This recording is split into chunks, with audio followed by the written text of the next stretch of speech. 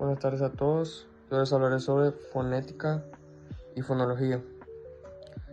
La fonética es la rama de la lingüística que estudia los sonidos del habla desde el punto de vista físico. Analiza cómo se producen los sonidos con los órganos del habla. Fonética articulatoria, cómo se transmite en fonética acústica y cómo se perciben fonética auditiva. Por otro lado, la fonología estudia cómo funcionan esos sonidos dentro de una lengua determinada, es decir, qué sonidos son importantes y cómo se combinan para formar palabras. Ambas disciplinas son fundamentales para enseñar la pronunciación en lenguas extranjeras, desarrollar software de reconocimiento de voz y tratar problemas del lenguaje en niños o personas con trastornos del habla. Un ejemplo: en español las letras B y V representan un mismo sonido para la mayoría de hablantes. Por ejemplo, en la palabra vaca y vaca, aunque se escriben distinto, fonéticamente suenan igual y pertenecen al mismo fonema. En contraste, en inglés las palabras bat y vat tienen sonidos diferentes, B y V,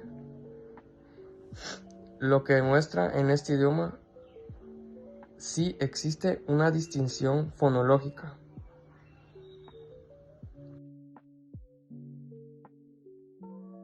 Morfología. La morfología estudia la estructura de las palabras y cómo se forman a partir de unidades mínimas. Estas se llaman morfemas. Es útil para aplicar en el vocabulario, mejorar la ortografía y facilitar el aprendizaje de lenguas. Un ejemplo de esto sería in, negación, ible, posibilidad. Cada uno tiene su significado propio y forman una palabra compleja. La sintaxis es el estudio del orden de las palabras y la estructura de las oraciones. Nos permite formar oraciones comprensibles, coherentes y gramaticalmente correctas. Es esencial para aprender a escribir bien, redactar textos complejos, crear sistemas de traducción automática o interpretar correctamente el sentido de una frase. Ejemplo: el perro mordió al niño. El niño mordió al perro. Aunque las palabras son las mismas, el orden sintáctico cambia completamente el sentido. En español, el sujeto y el objeto tienen posiciones claves. Otro ejemplo interesante es la ambigüedad de frases como vi al hombre con el telescopio. ¿Quién tiene el telescopio, yo o el hombre? Ejercicio: la niña escribió una carta bonita. Una carta bonita escribió la niña. Reordenando esta oración, se escribiría la carta bonita escribió la niña. Muchas gracias. Yo voy a hablar sobre la semántica. La semántica estudia el significado de las palabras, frases y textos. Se utiliza para analizar literatura, crear contenido publicitario, interpretar leyes y mejorar buscadores como Google. Un pequeño ejemplo sería la palabra banco, que puede tener múltiples significados. Por ejemplo, sería un mueble para sentarse, una entidad financiera o un conjunto de peces. El contexto decide su interpretación. Un pequeño ejercicio sería, dime qué significa llave en estas frases. La llave del agua está cerrada. A esto se refiere de la llave de paso en la que nos permite que el agua pueda llegar a la casa. No encuentro las llaves del carro, pues esta se está refiriendo específicamente a las llaves de un carro.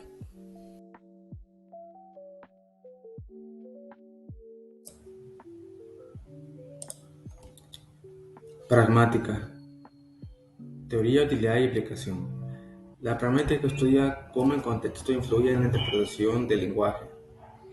No basta con conocer el significado literal de las palabras, también importa quién las dice, a quién se las dice, en qué lugar, en qué momento y con qué intención. Esta rama es clave para comprender indirectas, bromas, ironías o mensajes implícitos. Es muy útil para mejorar la comunicación interpersonal, la diplomacia, el servicio al cliente y la enseñanza de idiomas extranjeros. Ejemplos analíticos claros serían: imagina que alguien entra en una habitación y dice: ¿qué calor hace aquí? Aunque no está haciendo una pregunta ni una orden, muchas veces esta frase se interpreta como una petición implícita para abrir la ventana o encender un ventilador. Otro ejemplo claro sería cuando alguien te dice: ¿tienes reloj? En la calle no te está preguntando si posees un reloj, sino que quiere saber la hora. El contexto nos permite entender el verdadero sentido de lo que se dice para analizar la situación en la que estamos. Un ejercicio práctico sería: ¿qué intención hay detrás de esta frase? Oye, ¿no crees que este lugar está un poco sucio? ¿Es un simple comentario o está pidiendo que limpies? Comenta con un compañero qué interpretas tú.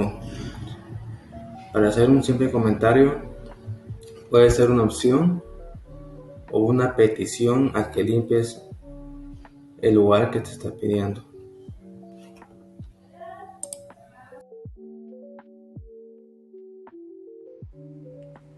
Bueno, acá estamos con Jorge Aldana, mi persona. Y en este momento les voy a hablar sobre la sociolingüística. Es un tema muy importante, muy particular. Y acá un poquito de la teoría de este tema. La sociolingüística estudia cómo el lenguaje varía según la edad, el género, el nivel educativo, la región o la clase social. Ayuda a comprender la diversidad lingüística y adaptar mensajes a distintos públicos. Un ejemplo analítico. En Guatemala, algunos dicen vos y otros dicen tú. En la capital se escucha más el tú, mientras que en Oriente predomina más el voceo. Esta diferencia marca la identidad de cada región, de cada departamento, lo que lo hace esencia de cada departamento. Un ejercicio práctico para entender un poquito más de esto sería como hacer una lista de varias palabras que decimos en nuestro departamento y que creeríamos y que creemos que en otros no se escucha. En mi departamento, el cual es Zacapa, desde pequeño he utilizado una frase que siento que en otros departamentos que he ido a la capital y pocas veces la he escuchado, o casi nunca. Tal vez personas que interactúan con personas de acá son la única que lo dice, es decir, está chulo, o como este plano está chulo, este carro está chulo. Es algo muy común acá en Zacapa, decir como halagar algo, o chulear, le decimos acá, chulear algo. Y son cosas que en algunos departamentos puede ser algo como diferente, pero de eso se trata la sociolingüística, de que en algunos lugares, en diferentes escenarios, hay cosas diferentes, y esto lo que busca dar a entender.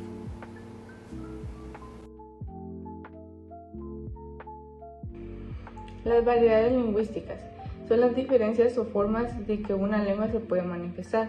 Una misma lengua no es uniforme, sino que se presenta en múltiples variaciones que dependen de diversos factores. Estas variaciones pueden observarse en el vocabulario, pronunciación, gramática y el uso general del lenguaje. Las diferentes variedades que pueden haber son variedades diatópicas o geográficas. Se refieren a las variaciones de lengua según la zona geográfica donde se habla. Una misma lengua puede tener múltiples dialectos, que son formas particulares de esa lengua en una región específica. Algunos ejemplos pueden ser entre España y América Latina. En España le dicen coche y aquí le decimos carro, allá le dicen zumo y aquí le decimos jugo, y allá en España le dicen patatas y aquí le decimos papas. Dentro de América Latina, pues entre México y Chile, Argentina y Perú, pues en México se le dice aguacate y en los otros 3 países se le dice palta. En Argentina y Perú se le dice choclo y en México se le dice elote. Las variedades diástricas o sociales reflejan las variaciones de una lengua según el grupo social, la clase social, el nivel educativo de la profesión de los hablantes, incluyen jergas y argots. 3. Variaciones diafísicas o situacionales. Dependen de la situación comunicativa en el contexto en el que se produce el acto de habla. Un mismo hablante puede alternar entre diferentes registros. El registro se adecua al público, al propósito del manejo y al canal. Variaciones diacrónicas o temporales son las variaciones de la lengua a lo largo del tiempo, es decir, los cambios que experimenta una lengua a través de las generaciones. Y idiolecto es la variedad lingüística individual y particular de cada hablante que se manifiesta en su forma única de utilizar el lenguaje.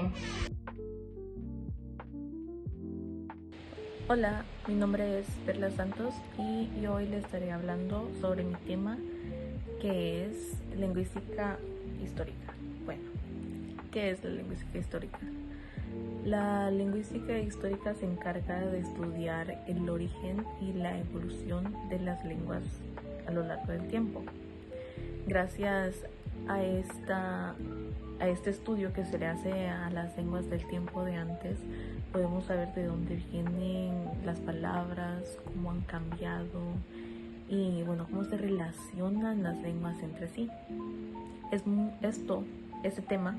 Este estudio es muy importante para los traductores, para los arqueólogos, para los historiadores y bueno, cualquier persona que esté interesada en las raíces culturales de los pueblos que hablaban estos idiomas en el tiempo de antes.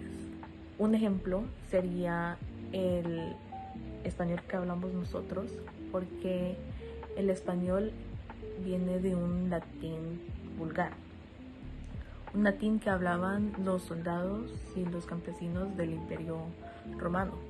Con el tiempo, este latín se mezcló con lenguas indígenas y con otras influencias, dándole origen a nuevas lenguas, como el español, el francés, el italiano y el portugués. Por ejemplo, la palabra hablar viene del latín flavulare o flavulare.